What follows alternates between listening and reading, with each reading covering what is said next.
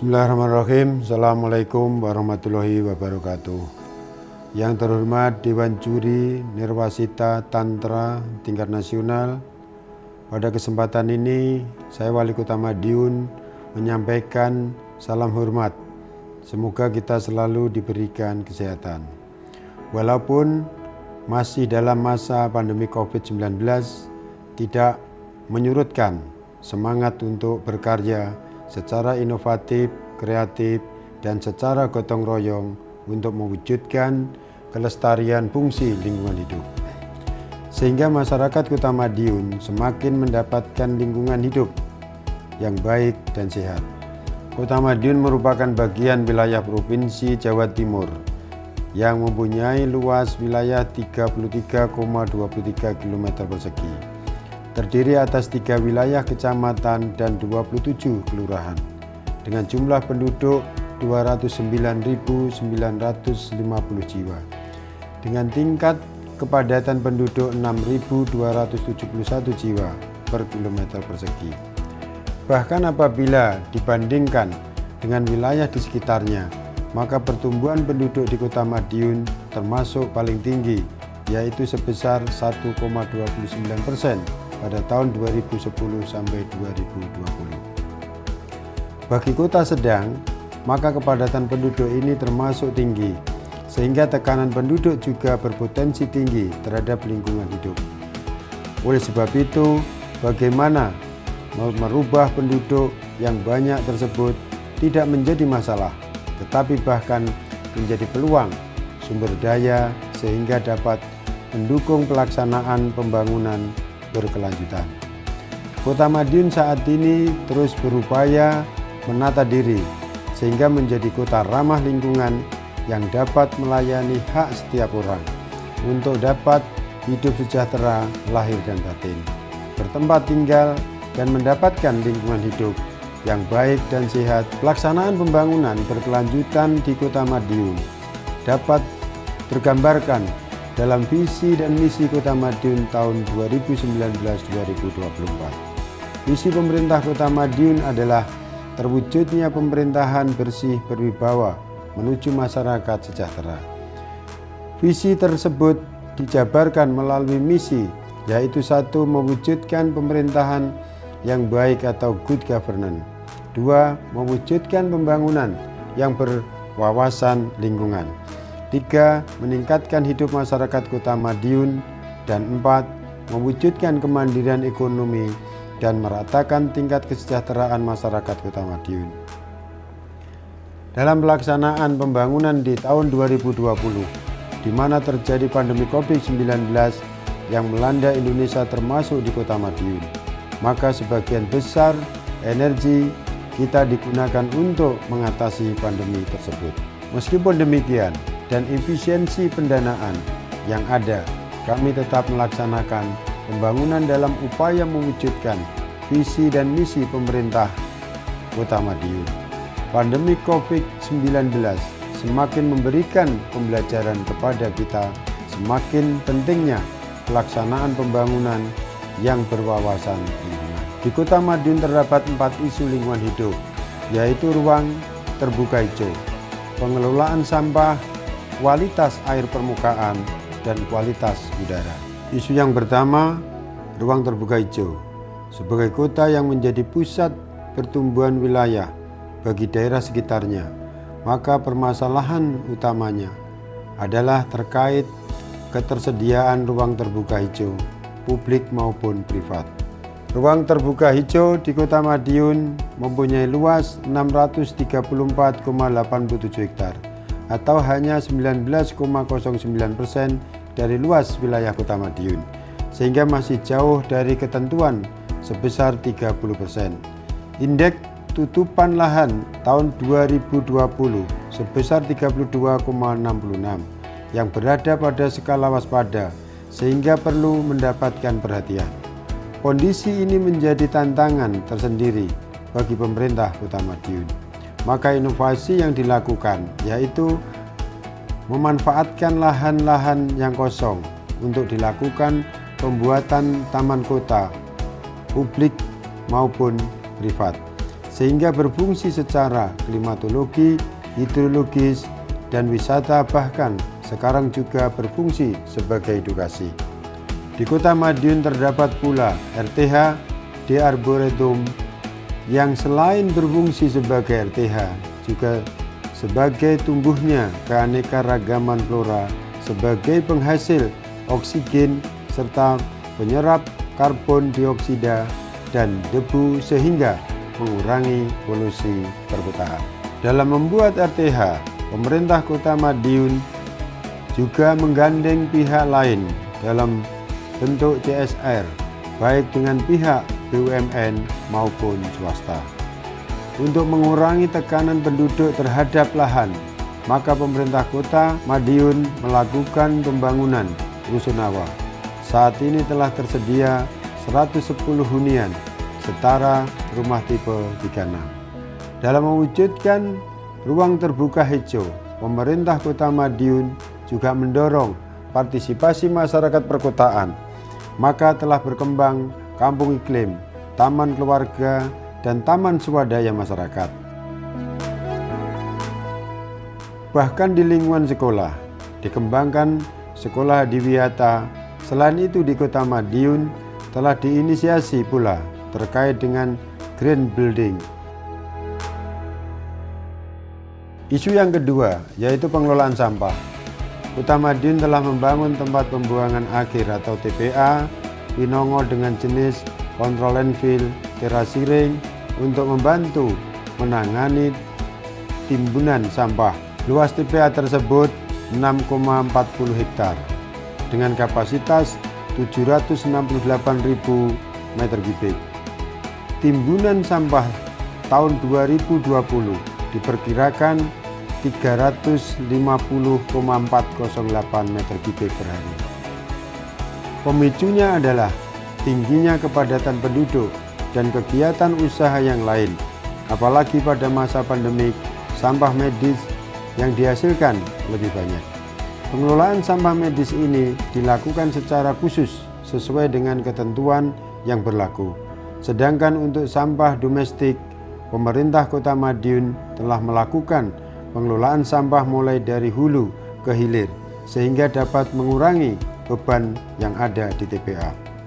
Inovasi yang telah dilakukan di bagian hulu hingga hilir antara lain adanya sistem informasi terpadu, bank sampah atau Sitebas yang berfungsi untuk pendataan volume sampah per bulan yang dikelola bank sampah, baik sampah organik maupun sampah anorganik.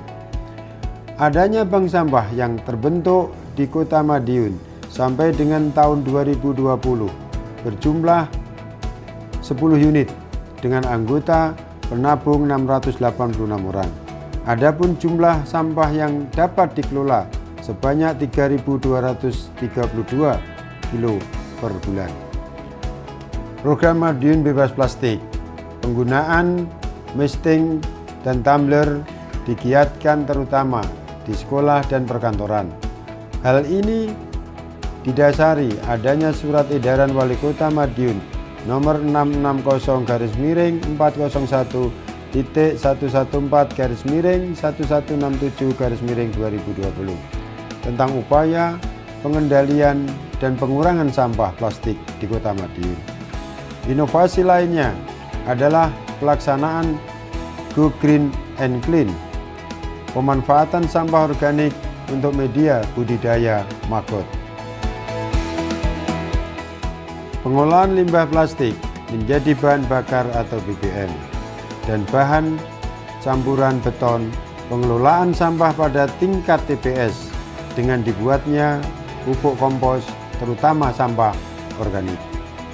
Sedangkan pengelolaan sampah di tingkat hilir yaitu di TPA Winongo telah dikembangkan beberapa inovasi antara lain mengubah zona pasif menjadi bukit hijau sehingga secara estetika menjadi lebih baik dan proses dekomposisi menjadi lebih cepat.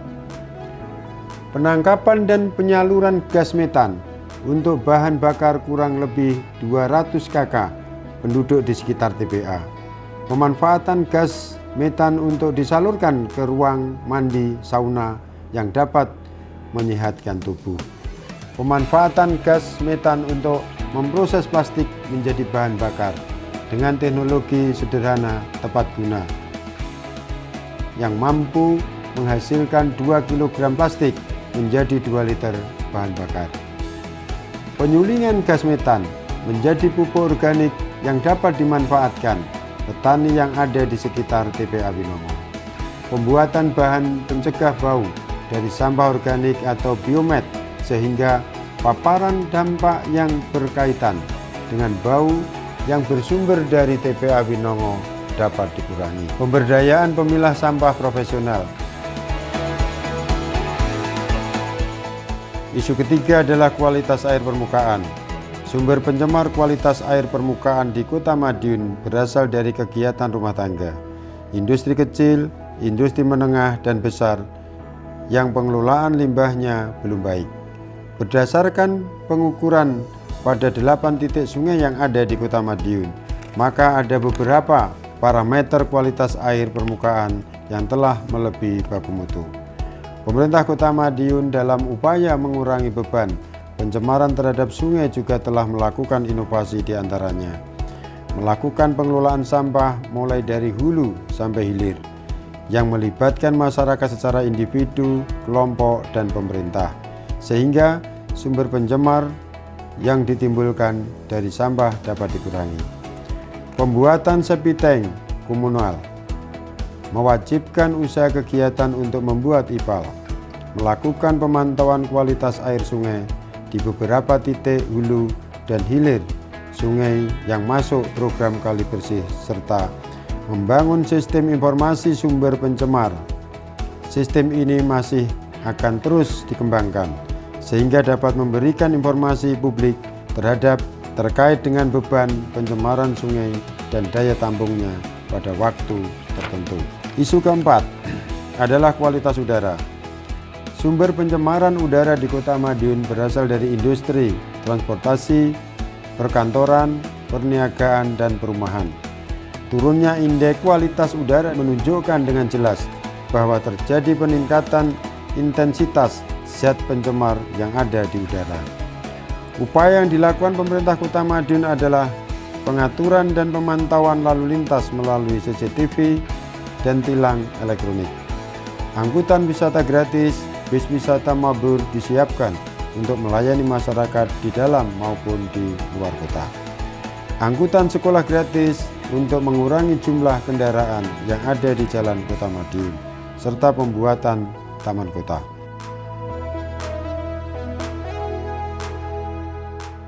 Yang terhormat Dewan Juri Nirwasita Tantra, dalam melakukan perencanaan dan edukasi terkait dengan pengelolaan lingkungan hidup, kami melakukan kerjasama dengan perguruan tinggi serta didukung oleh kelompok masyarakat atau lembaga swadaya masyarakat yang ada di Kota Madiun.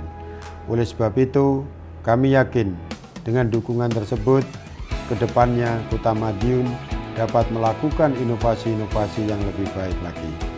Saya Wali Kota Madiun juga berkomitmen untuk terus menjaga serta meningkatkan kualitas lingkungan hidup di Kota Madiun. Dewan Juri Nirwasita Tantra tingkat nasional yang kami hormati. Inilah yang dapat saya sampaikan. Kurang lebihnya mohon dimaafkan. Sekian, terima kasih. Wassalamualaikum warahmatullahi wabarakatuh.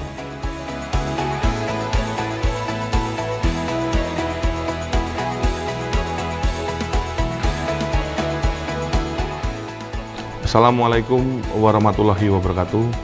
Salam damai sejahtera bagi kita semua. Yang terhormat Dewan Juri Nirwasita Tantra tingkat nasional. Pada kesempatan yang berbahagia ini, saya Ketua DPRD Kota Madiun ingin menyampaikan beberapa hal terkait informasi kinerja pengelolaan lingkungan hidup khususnya di Kota Madiun. Pertama-tama, kami menyampaikan apresiasi atas keberhasilan pemerintah Kota Madiun melalui Dinas Lingkungan Hidup Kota Madiun dalam upaya pengelolaan lingkungan hidup. Keberhasilan ini dapat dilihat dari capaian kinerja Dinas Lingkungan Hidup tahun 2020, di mana indikator kinerja Dinas Lingkungan Hidup yaitu indeks kualitas air, indeks kualitas udara, serta persentase pengelolaan sampah rumah tangga dan sampah sejenis rumah tangga telah mendapat predikat capaian kinerja baik sekali. Kami DPRD Kota Madiun juga sangat mendukung sepenuhnya upaya pengelolaan lingkungan hidup di Kota Madiun.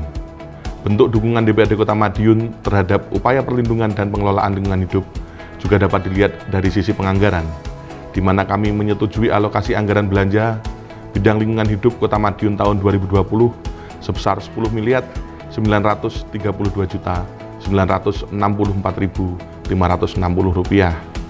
Dari sisi legislasi, kami juga mendorong adanya kebijakan-kebijakan yang mendukung kepentingan masyarakat dan pengelolaan lingkungan hidup dengan menyepakati pengesahan produk hukum bidang lingkungan hidup, di antaranya Perda Nomor 28 Tahun 2018 tentang perubahan atas Perda Nomor 20 Tahun 2011 tentang izin pembuangan air limbah, Perda Nomor 27 Tahun 2018 tentang perubahan atas Perda Nomor 19 Tahun 2011 tentang perlindungan dan pengelolaan lingkungan hidup, Perda Nomor 18 Tahun 2018 tentang penyediaan dan pemanfaatan ruang terbuka hijau, Perda Nomor 12 Tahun 2017 tentang pengelolaan air limbah domestik, serta Perda Kota Madiun Nomor 7 Tahun 2012 tentang hutan kota.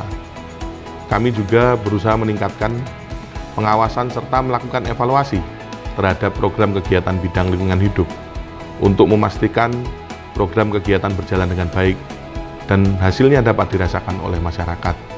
Dewan Juri Nirwasita Tantra yang saya hormati, inilah beberapa hal yang dapat saya sampaikan.